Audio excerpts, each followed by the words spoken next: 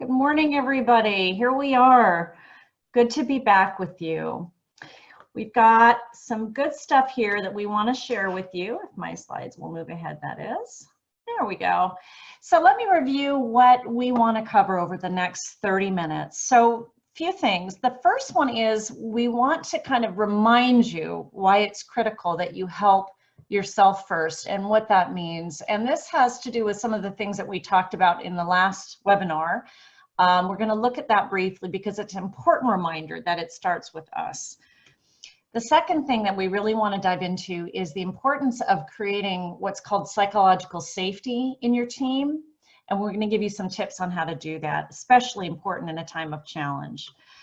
The third thing is we're going to talk specifically about how your communication as a leader really does act as a critical conduit for people and as a safety net for people during this time.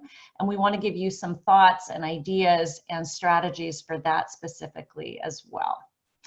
So that's how we want to spend our brief time here this morning. So firstly, I just want to orient you to the Q&A. Most of you, I think, probably know how to do this. We're not going to do the chat. We've disabled that because it's a little unruly. We're going to stick to our Q&A. So for those of you who haven't done this before, if you click on the Q&A at the bottom, if you hover your mouse down at the bottom, it'll bring up a Q&A box and you can type out a question at any point. You can submit it with your name or anonymously. And attendees can see these questions and can upvote ones that either they think are most pertinent or that they also have, and we'll come back to those at the end of the session. So feel free to put any thoughts or ideas or questions as we go along. Okay, so let's dive into why it's important to take care of ourselves first. Well, good morning, everyone. For those of you who missed the first session, we do have a recording that you can access, and Kelly can tell us more about that at the end of the webinar. For those of you who were there, though, I would like to review what we talked about there. And we spent that 30 minutes talking about taking care of yourself first, so you'll be able to take care of others. And the way we do that is by controlling our own narrative, by questioning the stories that we tell ourselves, and trying to find more productive and actionable alternatives. We also need to be able to frame our circumstances with optimistic realism, and we need to create space for hope. Our best behaviors come from hope and our worst from fear. And we need to intentionally choose healthy coping mechanisms, such as showing gratitude, kindness, pausing and questioning our assumptions, finding beauty in the small moments around us, and focusing on what we can control and letting what we can't control kind of fade into the background. So if we can do this, if we can get ourselves under control in this time of amygdala hyperstimulation, we'll be much better at helping others resume control of their own lives. So, what are some of the challenges we're seeing? And the challenges may be the same for people and the reactions may be different, or the challenges and reactions may be different. And here are some of the things we're seeing. These are common manifestations of stress, of fear, of uncertainty. And what I want to emphasize here is that these are all impacts that we're seeing, right? We're seeing the impact of this. We don't know what the intention of the person who may be demonstrating some of this behavior is, and we need to assume that the intention is not malignant or malfeasant, but rather is just a reaction to stress, and by demonstrating empathy and understanding, we can help them get back into a better frame of mind. Mm-hmm. Great. Yeah, it's very important as we go through this to manage our own tendency to interpret people's behavior, because often when we're under stress as well, we interpret things negatively very quickly. So that assuming positive intent is incredibly important. So given everything that's going on, the concerns that people have, the manifestations of these anxieties that we are seeing, what do we do? Right? So today we want to help you focus on two important things. How do you focus your energies? One, We focus on creating psychological safety. And the second thing is we focus on communicating effectively and with empathy. And we're going to look at both of those. So let's start with the first one. I want to talk a little bit for a second about this idea of psychological safety. And this is something that some of you may be familiar with. There was a woman at Harvard, or is a woman at Harvard, named Amy Edmondson, and she's done a lot of work on this concept. She's got a great TED Talk from 2017 and actually came out with a book called The Fearless Organization last year. But she's done a lot of work on this idea of psychological safety. So let's look at what the difference is between an unsafe and a safe environment, and it's significant.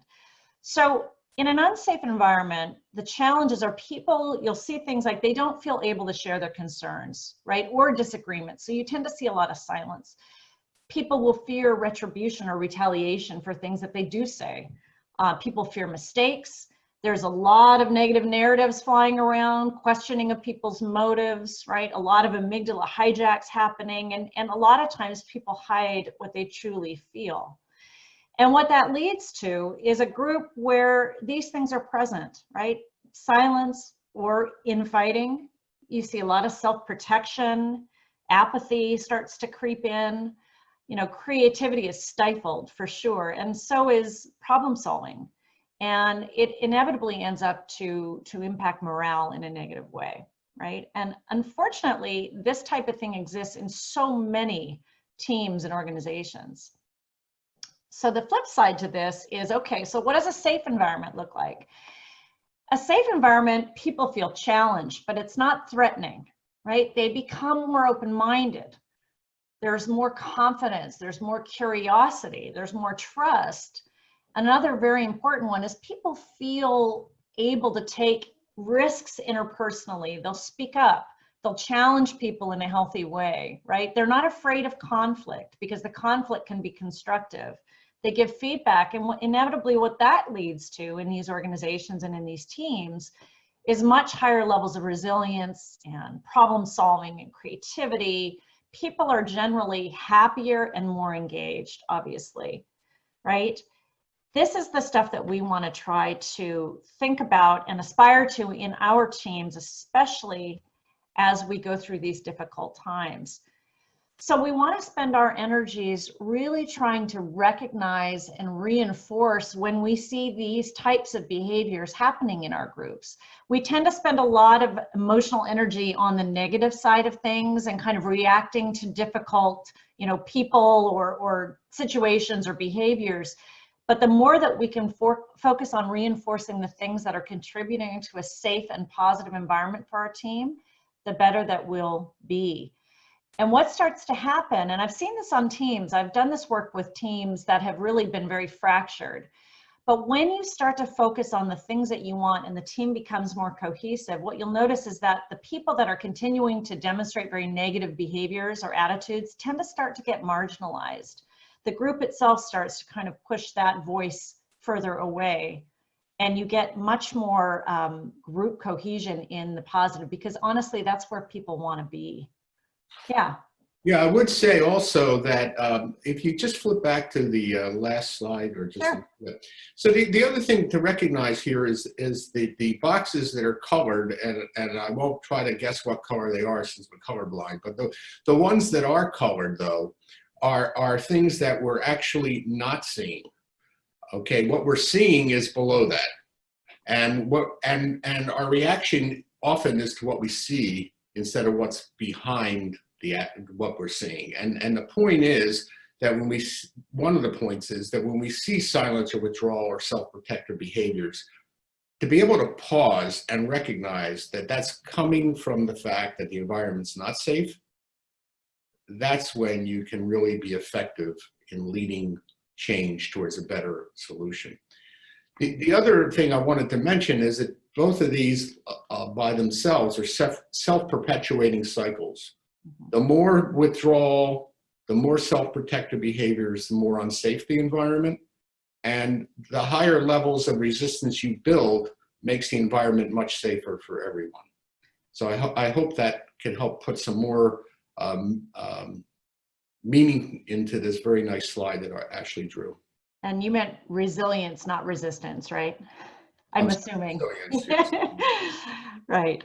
So great points, Fred. And I think what I want you to recognize is that we need this psychological safety at any point, any time. I mean, that's just part of a highly functioning team. But in times of crisis, the need for this is magnified, because what this does is it creates a safety net for your group to be able to persevere, to help them thrive. And not only that, it helps them frame their perspective, like we talked about last time, and maintain a certain level of optimism that gives them the hope that they need to keep going forward in a productive way. So it's incredibly important that we focus our energy on how to create a psychologically safe environment. So where do we start?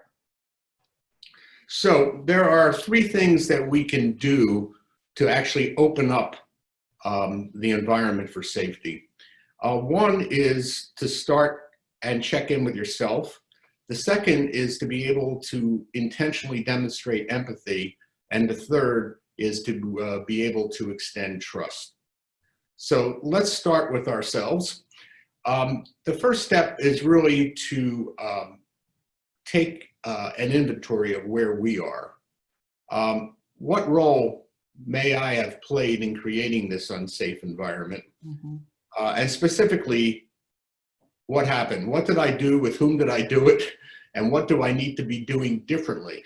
Mm-hmm. We're not going to be able to be effective leading people into a safer environment if we don't acknowledge any role we ourselves may be playing in that. The second point is to own whatever that may be, and to apologize for the ways in which you may have inadvertently damaged safety within the group. And the third, and I think probably the most powerful, is to be able to demonstrate the humility that is necessary by asking for help and giving power to the people around you. So a statement like, I know I didn't do as well as I can in that interaction, and I apologize. I really want to do better. And sometimes, even when I'm trying to do better, I'm not always successful. So I'm wondering if you would be comfortable when you see me acting in a certain way that's not appropriate, to be able to have a conversation with me about that so that I can recognize it.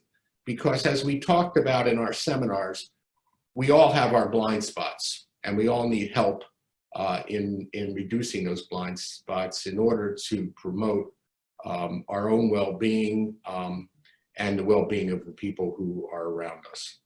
You know, and I can say too, I've seen this firsthand in groups that I've worked with, where the leader was able to take a step back and really look at the role that he had played. And when he was able to apologize to the group in a very authentic, sincere way, it made an incredible difference in helping this team move forward. So starting with yourself is of utmost importance. The second thing that we really need to think about is, how do we demonstrate empathy? You know, we may feel empathetic, but what happens a lot of times is our behavior may not reflect it. So we need to think about, how do I and how can I demonstrate empathy to the folks around me? The first thing is, I want you to recognize that when you see what you consider problematic behavior, like Fred mentioned earlier, you're seeing impact, you're not seeing intention. And especially right now in the middle of this churn that people are feeling, you want to understand the source, right? Consider the source of where this is coming from. Recognize that there's so much on people's plates right now, and have empathy for that fact, versus, you know, jumping to conclusions, assuming intent right away. Take a moment to pause and understand the source. The second thing is, you need to really spend time, and this is incredibly critical right now and hard to do when things are fast moving, is we need to listen to people's fears and experiences right now. We need to listen to each other. And the hard part is to stop ourselves from providing our opinion or trying to solve it for them in the moment. The best thing that you can do right now is bite your tongue and listen to folks. And if you don't have the time in the moment, let them know that. Let them know that you want to hear them, that you really do want to give this its due diligence. You want to hear them out, but at the moment you don't. So can we circle back towards the end of the day or in a couple of hours, because I really do want to listen to what you're saying. And it's important to be present in that interaction so that people really do feel heard. And I think the third one is really about remembering and honoring the fact, sorry about that, that people are human. And right now is a really important time to speak human to each other. And there's actually an exercise that psychologists have used called just like me, right? You want to stop and think to yourself, especially with a difficult person or in a difficult scenario, you want to remember that that person, you know, has feelings, has hopes, has thoughts, has dreams, has, you know, wants to be competent, wants to be appreciated, wants to be trusted, just like you do. So it's very important to honor that and remember that when you're going through it, because recognizing those deeper needs automatically helps you be able to reflect it in your behavior and the way that you speak to people. And that is demonstrating empathy. And the third skill that helps is extending trust. And there are ways to do this. One is by avoiding blaming and having our mode when we see something to switch to being curious instead of trying to find out who is responsible. And again, that may not be so easy for us because we spend most of our day trying to define responsibility. What bacterium is responsible for this illness? What underlying pathology is responsible for what I'm seeing? We need to be able to switch into a different mode when we're talking to our colleagues, especially with all the stress that's going on. And the second thing is to sort of slow down and not slide back into some autocratic behaviors that are also very normal for us in our day. So unfortunately, there are people on this call who may have attended a code not too far back in the past. And, you know, in a code, people are in this autocratic mode. The first thing is who's running the code. And as soon as that's identified, everyone seems to have a responsibility of what they're doing. It's different when you're talking and interacting with your colleagues who are under emotional stress. Mm-hmm. So we need to be able to not be the expert, to not be offering advice or telling people what to do, but rather just the opposite, and that is assuming we don't know what's going on, which you would never want to do at a code, and being able to listen instead of talk. And the third thing is to be able to model behavior that helps other people. And I love this saying that humility makes us human. They in fact do have the same root. And if you think about it, the ability to demonstrate that we care at least as much about others as we do of ourselves is one of the essence of being humane. So if we can apply these behaviors, I think we'll be much more successful in helping our partners, our colleagues, get through these very, very difficult times. Mm-hmm. Fred, can I mention too, one point that I love about the humility that you and I have talked about in the past is this idea that showing humility, having humility when we go into these conversations has the ability to change relationships, right? It has the ability to change what typically are very transactional relationships, what one person can do for another, into much more transformative, collaborative, what we can do for each other type relationships. And that I think is just a critical point about humility, having humility. There's this great quote that I love. Humility is not thinking less of yourself, it's thinking of yourself less. It's really powerful because a lot of times we think humility is a soft thing, right? A weak thing. It is not. It is actually an incredibly strong aspect of leadership. And we're going to move into this idea of how do we communicate. Humility plays a huge role in how we communicate effectively and respectively to people, respectively when we're in crisis mode. So let's talk about that a little bit, keeping that vein in mind. I would argue that humility is actually the basis of it's the foundation of being able to communicate in a way that is heard, that is accepted. It's not the words, it's the behaviors. So do you want to just mention that statistic that we always talk about how messages are received? And oh, absolutely. I think we talked about this in the course where they say that when in any interaction between two people, what's actually taken away, we think it's our words. It's not our words. Only 7% of what's taken away is actually our words. And they say 38% of it is our tone, and 55% of it is nonverbal. And we display a lot of nonverbal type communication messaging when we're interacting. And a lot of that has to do with how we come into communication and how we feel, which has a lot to do with whether or not we lead with humility. So I want to just mention too that communication plays an incredibly important role as a lifeline. And there's really some things that we want to consider before we look at specifics.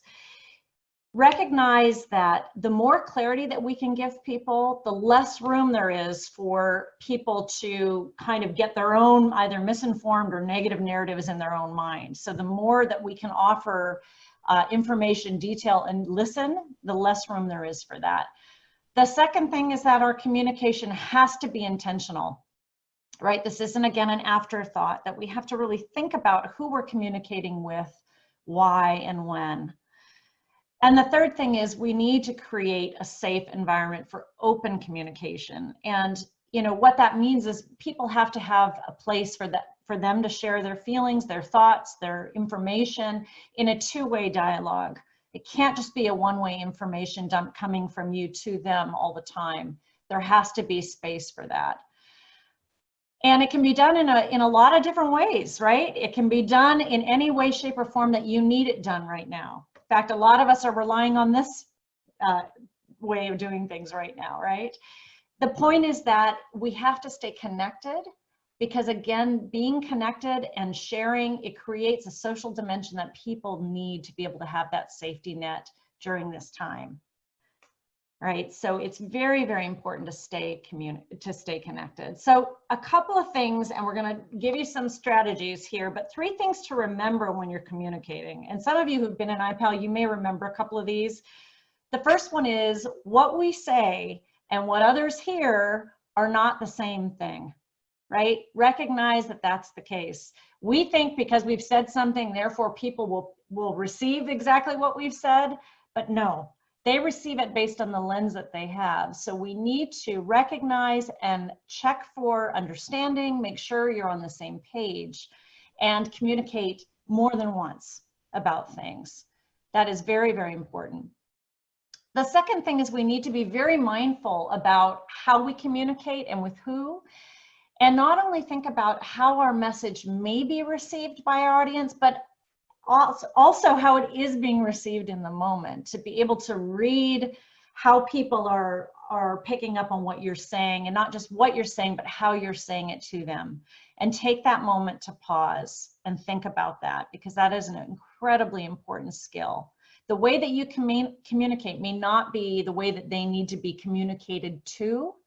So you have to think about how do you need to adapt the way that you communicate for it to be best received and heard by that person.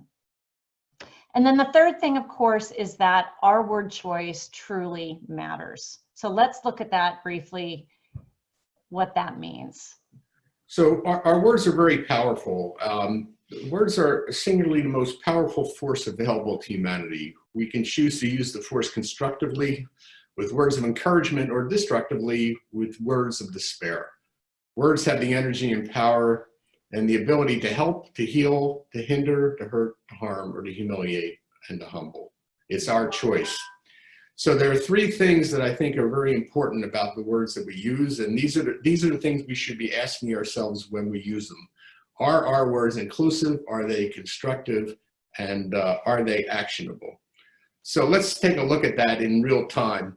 So let's look at the following: catastrophe or crisis. Is this a catastrophe? Is this a crisis? Do we want to confront this? Do we want to address this? Do we want to fight for, or do we want to advocate for? Do we want to say it's my idea, or do we want to say it's our idea? Is it my argument or my perspective? And is it the data, or is it more real, or more honestly, my understanding of the data that I've seen? So unfortunately, we're running a little bit behind, so I don't really have a lot of time to go into detail about this, but I want you to think about the impact when you get a chance about the different ways in which we present ourselves and how we start a conversation. So Ash?